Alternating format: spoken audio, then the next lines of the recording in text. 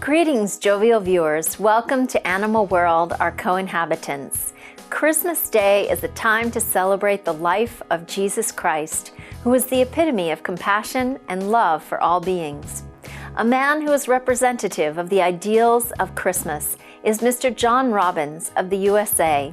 John Robbins is a true vegan hero who turned down inheriting his family's enormously profitable ice cream company, Baskin-Robbins, because he did not wish to promote factory farming or the consumption of animal products. After graduating from the renowned University of California, Berkeley, Mr. Robbins attended Antioch College, where he earned a master's degree. Thereafter, he became one of the pioneering authors to discuss the link between our diet and animal welfare, environment, and human health. His popular books include Diet for a New America, The Awakened Heart, Meditations on Finding Harmony in a Changing World, The Food Revolution, How Your Diet Can Help Save Your Life and Our World, and Healthy at 100, the scientifically proven secrets of the world's healthiest and longest lived peoples. Mr. Robbins also founded EarthStave International, a US-based nonprofit organization that is dedicated to informing the public about the benefits of healthy and life-sustaining vegan food choices. For his significant work for the animals and planet, Mr. Robbins has been recognized with numerous awards. He was also the esteemed recipient of Supreme Master Ching Hai's Shining World Leadership Award. In his best-selling book, The Food Revolution, he recounts a touching story of his time spent with a pig farmer and his family in a chapter entitled The Pig Farmer. Mr. Robbins met the farmer while doing undercover investigative research about the cruelties of meat production in Iowa, USA. Unexpectedly, he was invited to stay for dinner with the family. Over a 3-part series, we will bring you a reading in its entirety of The Pig Farmer.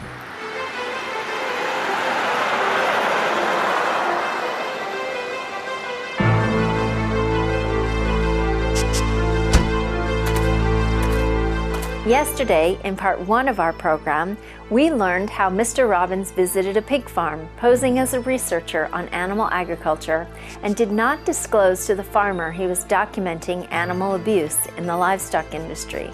Mr. Robbins discovered the absolutely horrific conditions under which the pigs lived, and he felt the farmer did not care at all about the gentle beings.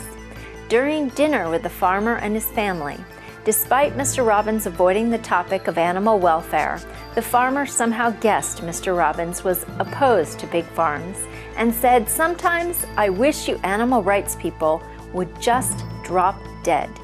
We now continue with the story.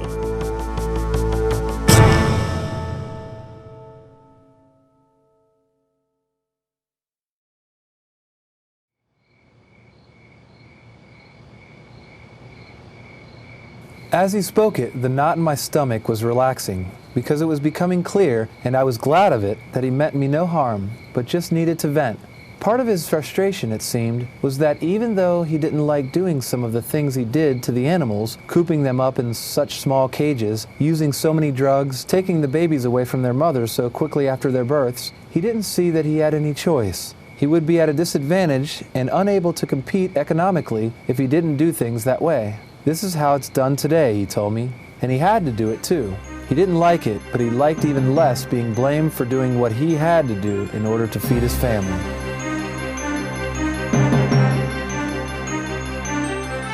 As it happened, I had just the week before been at a much larger hog operation, where I learned that it was part of their business strategy to try to put people like him out of business by going full tilt into the mass production of assembly line pigs, so that the small farmers wouldn't be able to keep up.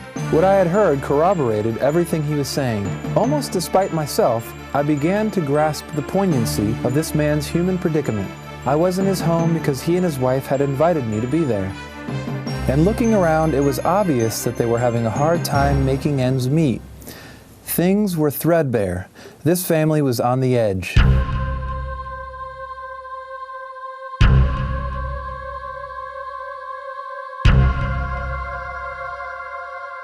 Raising pigs, apparently, was the only way the farmer knew how to make a living, so he did it, even though, as was becoming evident, the more we talked, he didn't like one bit the direction hog farming was going. At times, as he spoke about how much he hated the modern factory methods of pork production, he reminded me of the very animal rights people who a few minutes before he said he wished would drop dead.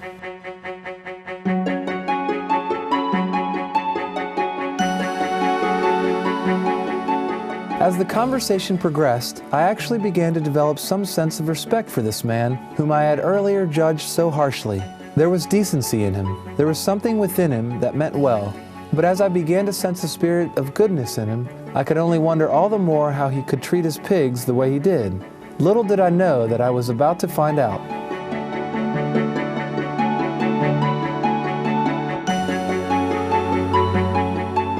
We are talking along when suddenly he looks troubled. He slumps over, his head in his hands.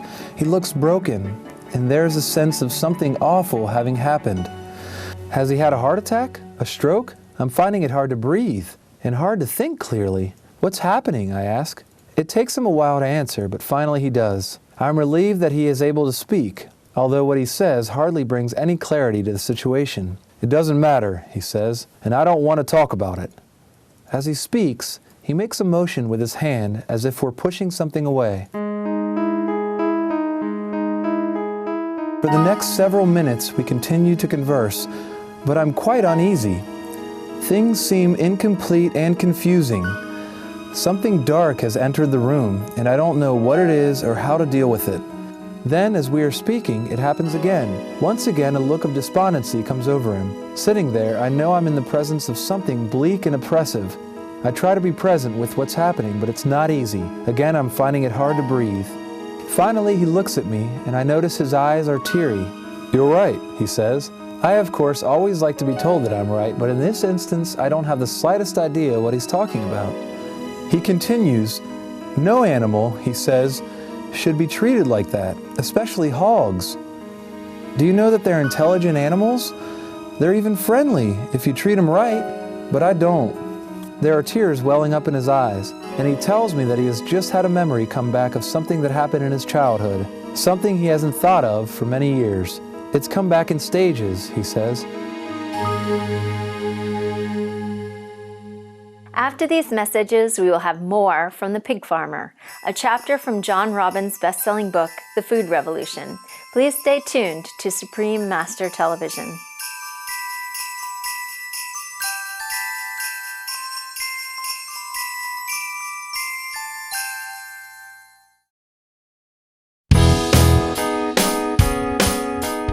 Welcome back to Animal World, our co-inhabitants. We now continue with our reading of a chapter from John Robbins' best-selling book, The Food Revolution, entitled The Pig Farmer.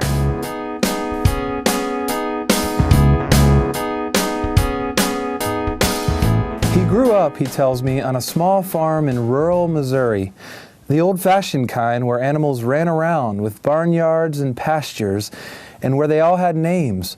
I learned, too, that he was an only child, the son of a powerful father who ran things with an iron fist. With no brothers or sisters, he often felt lonely, but found companionship among the animals on the farm, particularly several dogs, who were as friends to him. And he tells me, and this I am quite surprised to hear, he had a pet pig. As he proceeds to tell me about this pig, it is as if he is becoming a different person. Before he had spoken primarily in a monotone, but now his voice grows lively. His body language, which until this point seemed to speak primarily of long suffering, now becomes animated. There is something fresh taking place. In the summer, he tells me, he would sleep in the barn. It was cooler there than in the house, and the pig would come over and sleep alongside him, asking fondly to have her belly rubbed, which he was glad to do. There was a pond on their property, he goes on, and he liked to swim in it when the weather was hot. But one of the dogs would get excited when he did, and would ruin things. The dog would jump into the water and swim up on top of him, scratching him with her paws and making things miserable for him. He was about to give up on swimming, but then, as fate would have it, the pig of all people stepped in and saved the day. Evidently, the pig could swim, for she would plop herself into the water, swim out where the dog was bothering the boy, and insert herself between them. She'd stay between the dog and the boy and keep the dog at bay. She was, as best as I could make out, functioning in the situation something like a lifeguard, or in this case, perhaps more of a life pig. I'm listening to this hog farmer tell me these stories about his pet pig, and I'm thoroughly enjoying both myself and him, and rather astounded at how things are transpiring, when once again it happens. Once again a look of defeat sweeps across this man's face, and once again I sense the presence of something very sad. Something in him, I know, is struggling to make its way toward life through anguish and pain, but I don't know what it is or how, indeed, to help him. "What happened to your pig?" I ask. He sighs, and it's as though the whole world's pain is contained in that sigh. Then slowly he speaks. "My father made me butcher it." "Did you?" I ask. "I ran away, but I couldn't hide. They found me." "What happened?" "My father gave me a choice." "What was that?" "He told me, 'You either slaughter that animal, or you're no longer my son.'" Some choice, I think, feeling the weight of how fathers have so often trained their sons not to care, to be what they call brave and strong, but what so often turns out to be callous and close-hearted. "So I did it," he says, and now his tears begin to flow, making their way down his cheeks. I am touched and humbled. This man, whom I had judged to be without human feeling, is weeping in front of me, a stranger. This man, whom I had seen as callous and even heartless, is actually someone who cares, and deeply. How wrong, how profoundly and terribly wrong I had been. In the minutes that follow, it becomes clear to me what has been happening. The pig farmer has remembered something that was so painful, that was such a profound trauma, that he had not been able to cope with it when it had happened. Something had shut down then. It was just too much to bear. Somewhere in his young, formative psyche, he made a resolution never to be that hurt again, never to be that vulnerable again. And he built a wall around the place where the pain had occurred, which was the place where his love and attachment to that pig was located, which was his heart. And now here he was, slaughtering pigs for a living. Still, I imagined, seeking his father's approval. God, what we men will do, I thought, to get our father's acceptance. I had thought he was a cold and closed human being, but now I saw the truth. That was part 2 of our reading of The Pig Farmer, a chapter from John Robbins' best-selling book, The Food Revolution. What a heartwarming revelation Mr. Robbins has imparted by the pig farmer about his childhood memories with his pig companion. The same kindness and compassion truly resides in every human heart. It is the same spirit of love for all beings that all past and present masters remind us to nurture to return to our dignified and virtuous nature. Please join us again tomorrow for the conclusion of this heartfelt story in part 3 of our program. Books by John Robbins are available at www.foodrevolution.org. Viewers, thank you for joining us today on Animal World, our co-inhabitants. Coming up next is enlightening entertainment following noteworthy news. Wishing you a beautiful Christmas day, and may all the beings on the planet rejoice in harmony.